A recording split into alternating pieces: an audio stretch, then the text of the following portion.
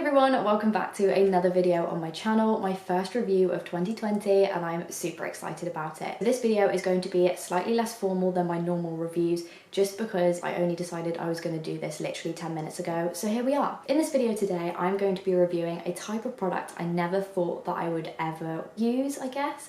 It may come as a surprise to some of you guys, but recently I have actually been dabbling in the world of fake tan. I know, sounds pretty ridiculous because I am naturally quite tanned, but at the moment in the UK it is the depths of winter. There is absolutely zero chance of you catching a natural tan in any way, and also I was using the sunbeds quite a lot before and I just decided that I'd give my skin a bit of a break, and the brand I'm going to be trying out today is one that I have seen very heavily advertised all over Instagram and Facebook.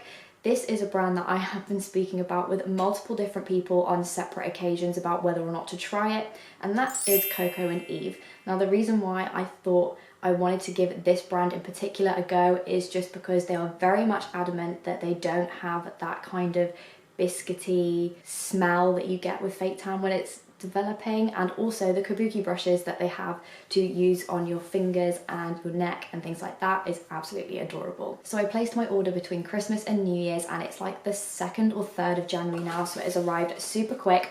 I decided to go for a bundle just because they had a massive sale on, because it was a couple of days after Christmas. I decided to go for the bundle, which is called the Sunny Honey Bali Bronzing Bundle. It should normally retail for £60, however I got it for £39.90. Obviously, like with taxes and shipping and stuff, it did bring it up to I think like £43 or so. Also, disclaimer, this video is not sponsored, these were not gifted, I paid for them with my own money, so I'm gonna tell the whole truth and nothing but the truth. Anyway, moving on to the bundle itself, I decided to go for this one in particular because it has basically everything that you need. You have a mitt with a really nice, what is this called? A Ziploc bag. A Ziploc bag. I also have here the lovely kabuki brush, which I am super excited to try out. And I also have, of course, the Coco and Eve Sunny Honey tanning foam. So straight away, you guys will know I love me a bit of pink, so this packaging is right up my street. It's also very summery and light. I love the fact that they come in the separate Ziploc bags as well, just to keep them safe and separate from all your other stuff, because I had a bit of a mishap the other day. I put my mitt down on the table and it most definitely did soak into all the paperwork that was on my desk. I mean, come on, you need to let me off. I'm a bit of a fake tan virgin, honestly. So I'm kind of like semi-prepped, ready for tan already. Last night I shaved my legs and scrubbed what was left of my old tan away. I just need to go and have a shower now because I kind of got back from the gym. That's why I'm wearing this outfit.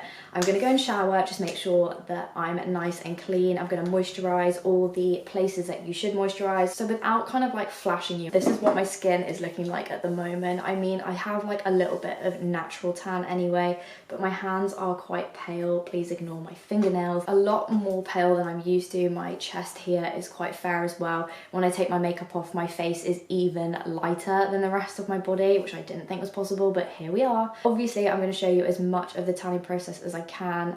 It does, however, involve me being slightly naked, and I'm not going to flash you. I'm not going to show you all that stuff, so it'll kind of just be like head and shoulder shots and then like kneecaps and shin shots. But yeah, if you want to see how I get on with the Coco and Eve tanning foam, make sure to keep on watching.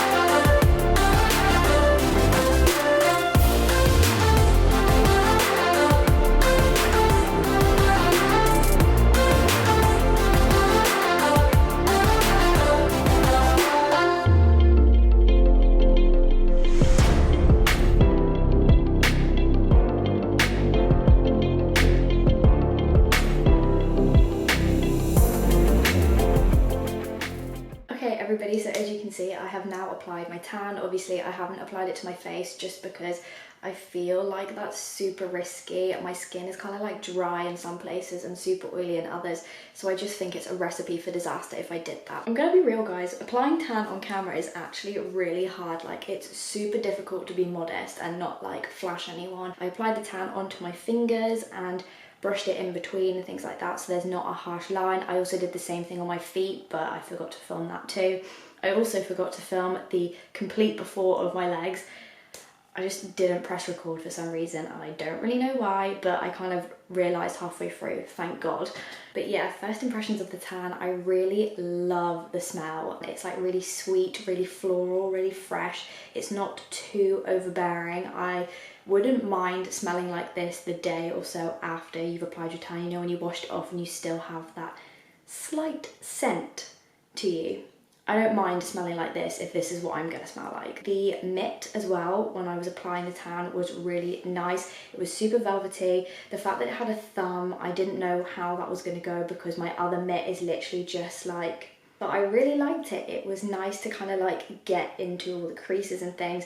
The brush as well is so lovely. It's a lot more densely packed than I thought it was going to be. Like, it's super soft when you touch it, but when you actually start to apply, it's a lot denser.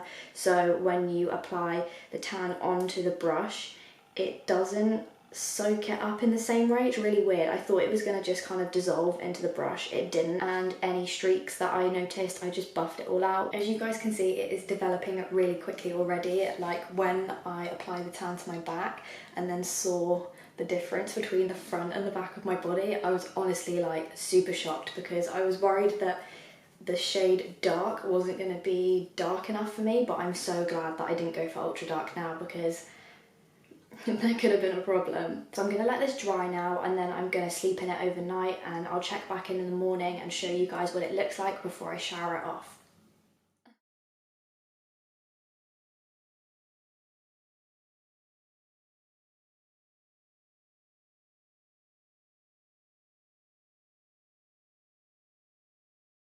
So it is now the next day. I rinsed off my tan this morning, washed my hair, did my makeup, and I'm not gonna lie to you, my hands are still kind of looking like this.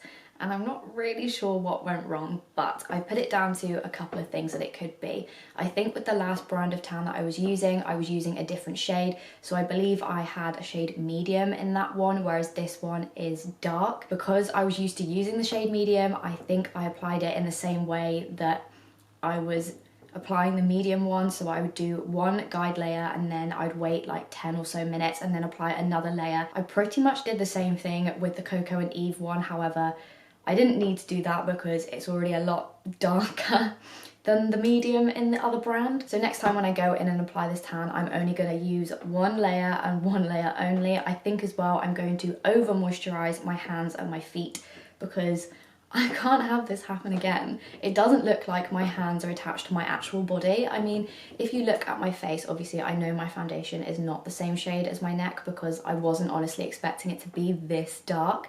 You can see that my neck is nice and even, matching my chest and everything. Also on my shoulders and my arms as well, like this all matches. It's just this.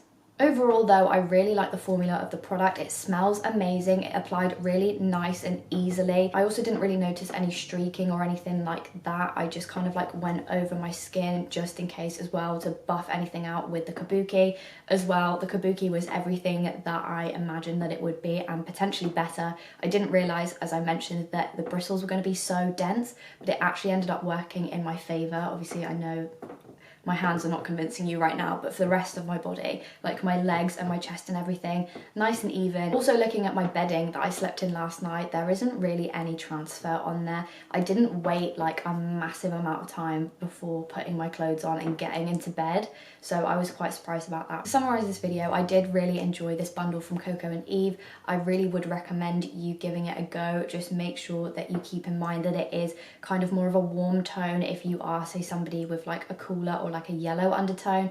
Just bear that in mind. For me, I feel like I'm going to carry on using the bundle. However, I'm going to use a different technique this time. Maybe rather than sleeping overnight in it, just leave it on for a few hours and then rinse it off. I'd rather do that then end up with my hands like this again. I think if I was going to repurchase this product in the future, I would most definitely go for the medium rather than the dark this time.